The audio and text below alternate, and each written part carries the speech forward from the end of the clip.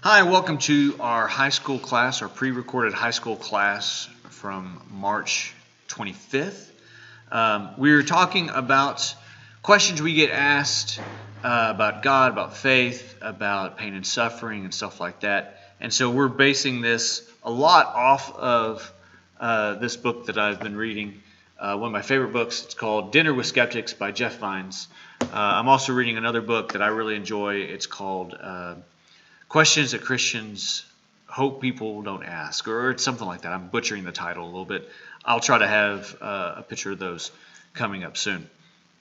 So, again, we've been talking about questions that we have ourselves or questions that we get asked by others about God, suffering, evil, and so forth. And these are valid questions, and so it's okay to ask them. We're not ever asked to just believe.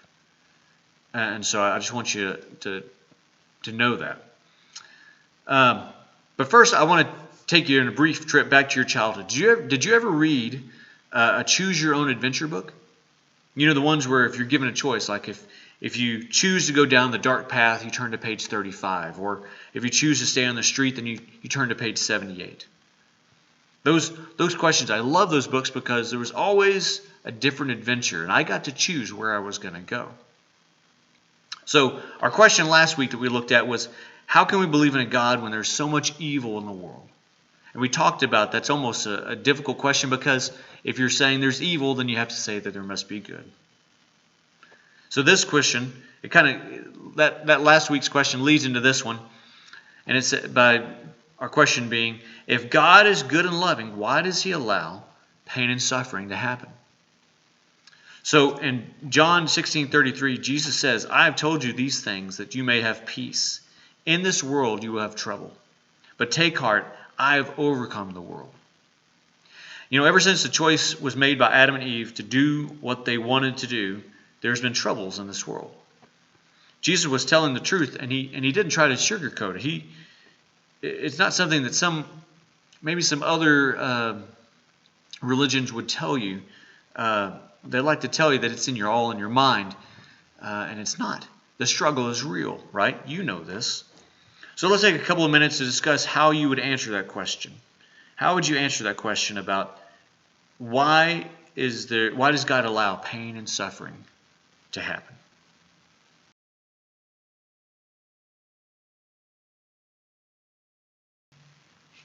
Okay, so let's talk about how you can approach this question, because it actually involves questions of its own.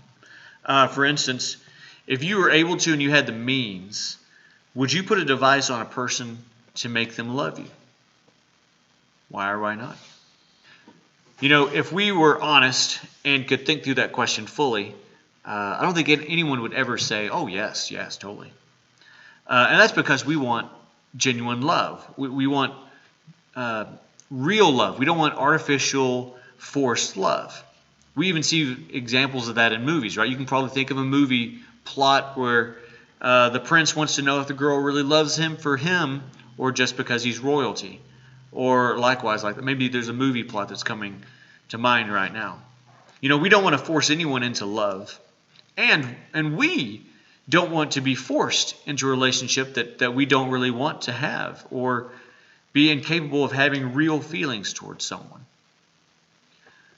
It's important for me to know that not only did my wife Katie give her heart to me, but she has given her heart to me instead of my competitors, and that's what they are. They were competitors.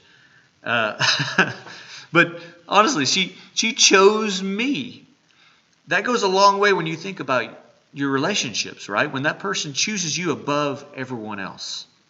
So Katie and people everywhere have freedom to do what they want, right? They have the freedom of who they're going to love. But what does that have to do with pain and suffering? What is the ability to love who we want and do what we want? What does that have to do with pain and suffering? And the answer is pretty much everything. Once God decided that the trademark of His creation was going to be love, a huge decision lay before Him. In order to be loved and to be loving, God must allow free will. If love is the highest value in God's universe, the only way to ensure that love exists is to allow free will.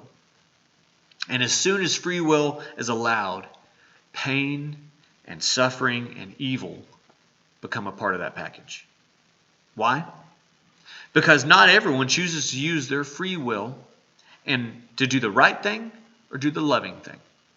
Instead, they choose to love themselves more and do things that inevitably hurt others. Think about it. What will people do for more money, for more power, for more influence, for sex, for material goods? What will people do? It's actually pretty scary to think about all the things that people will do for those things.